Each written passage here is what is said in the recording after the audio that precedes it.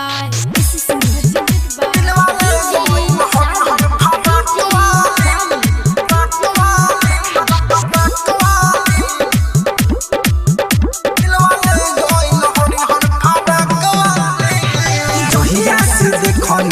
रूपावा कहिए से भइल बाला भचुप चुपावा जहिया से देखनिए कर सुन रूपावा कहिए से भइल बाला भचुप चुपावा हंसी हंसी कर से बातमा जाकवाली उत हंसी हंसी कर से बातमा जाकवाली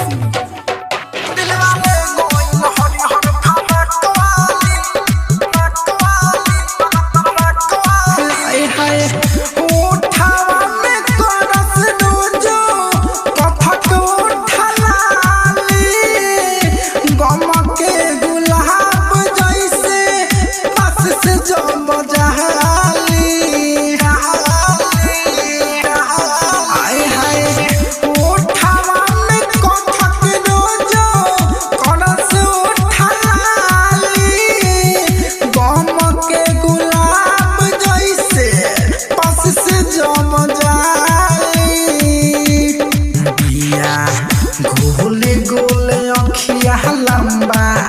नाकवाली बिया गोले गोले अखिया लंबा नाकवाली दिलवाले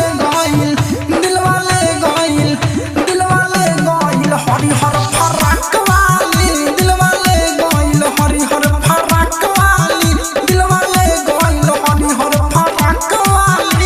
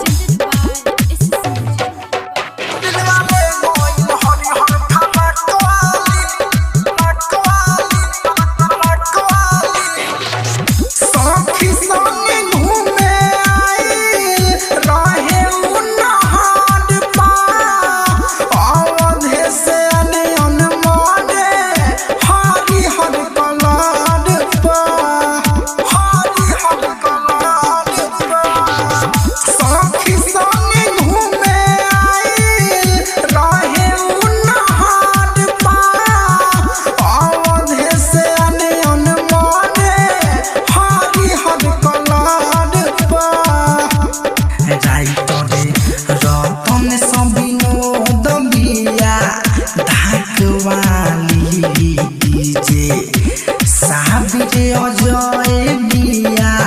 धाकवाली दिलवाले गइल हरि हर फरक वाली दिलवाले गइल हरि हर फरक वाली दिलवाले गइल हरि हर फरक वाली। Recording studio red angel music Raxaul.